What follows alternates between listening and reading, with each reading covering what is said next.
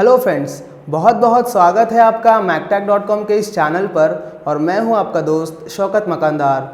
Last time मैंने एक video upload किया था जिसमें हमने देखा था कि एरे हमें कब बनाना चाहिए, और ये उसका सेकंड पार्ट है। अगर आपने वो वीडियो नहीं देखा है तो पहले उसे देख लीजिए, लिंक डिस्क्रिप्शन में दे दिया गया है।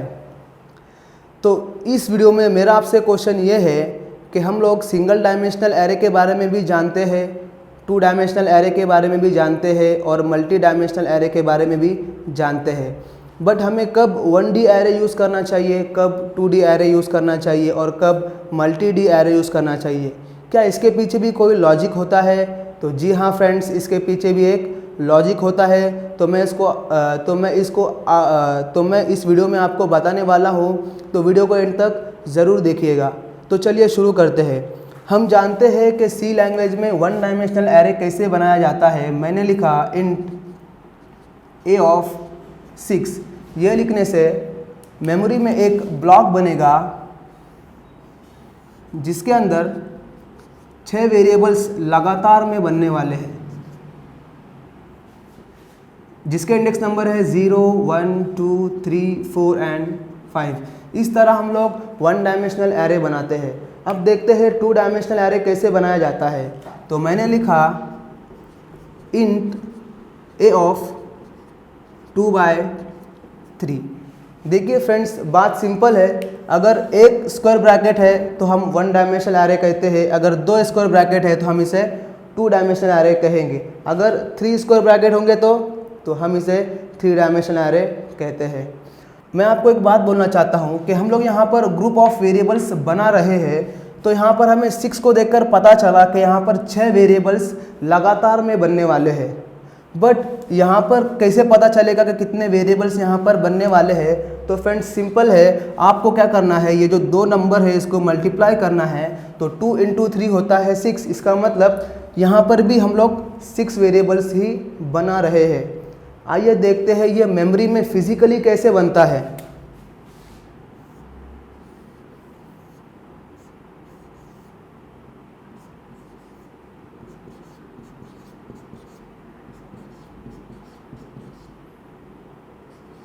एरे का नाम है B और इसका नाम है A।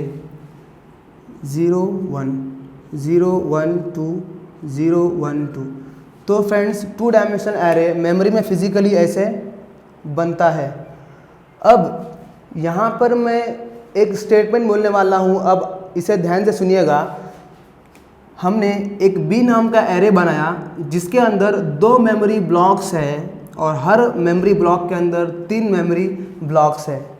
एक बार फिर से कहता हूँ, यहाँ पर हमने B नाम का एरे बनाया है जिसके अंदर 2 मेमोरी ब्लॉक्स है और हर मेमोरी ब्लॉक के अंदर 3 मेमोरी ब्लॉक्स है।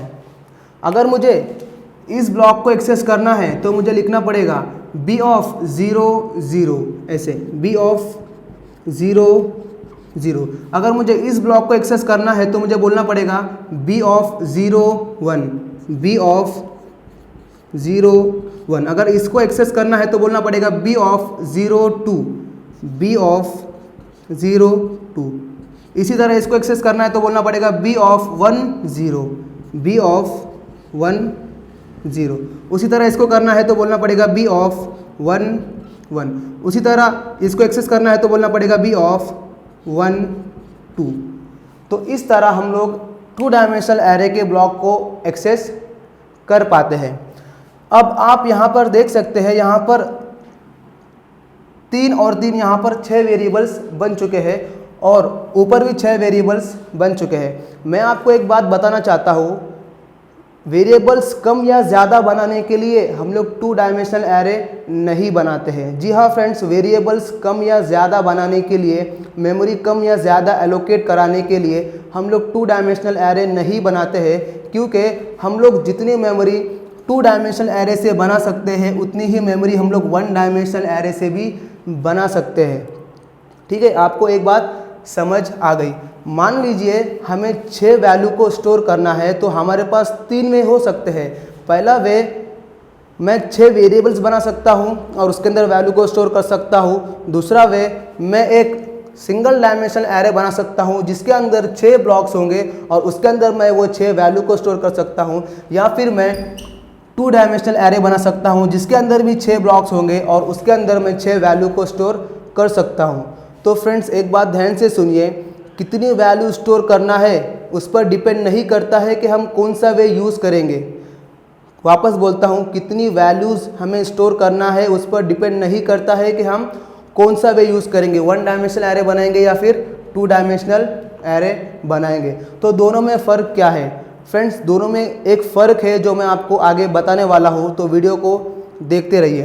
अब ये जो मैंने स्ट्रक्चर बनाया है मैं इसको एक अलग वे से लिखने वाला हूँ, ज़रा ध्यान से देखिएगा। ये जो ब्लॉक है उसको मैंने यहाँ पर लिख दिया है और ये जो इंडेक्स नंबर है इसको मैंने यहाँ पर लिख दिया है, और ये जो ब्लॉक है उसको मैंने यहाँ पर नीचे बना दिया, और ये जो इंडेक्स नंबर है इसको मैंने यहाँ पर बना दिया 0 1 2 0 1 2, और इस एरे का नाम है B।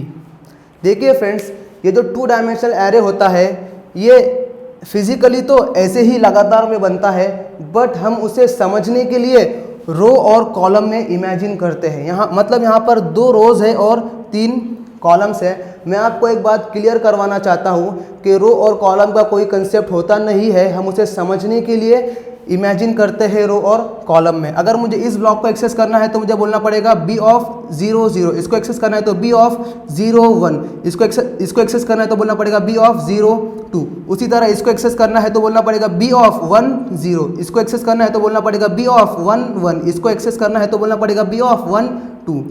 तो इस तरह हम लोग इमेजिन करते हैं। तो चलिए आते हैं अपने क्वेश्चन की तरफ कि मेरा क्वेश्चन ये है कि कब हमें 1 डायमेंशनल एरे बनाना चाहिए और कब हमें 2 डायमेंशनल एरे बनाना चाहिए।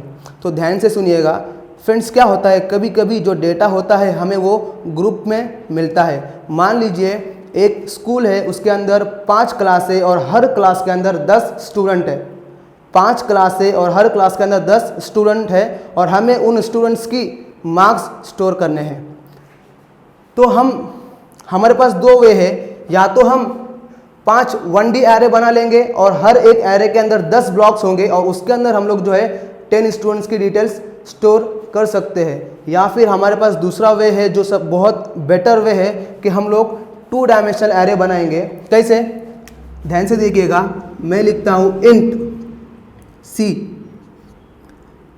5 क्लास है और हर क्लास के अंदर 10 स्टूडेंट है। मैंने कहा 5 क्लास है और हर क्लास के अंदर 10 स्टूडेंट है, मतलब ऐसे 5 रो बन जाएंगे और हर एक रो के अंदर 10 ब्लॉक्स होंगे। तो उसके अंदर हम लोग क्या कर सकते हैं, उन स्टूडेंट्स के मार्क्स को इजीली स्टोर कर सकते हैं। इससे होता क्या है, इससे डेटा को मैनेज कर पाना आसान होता है।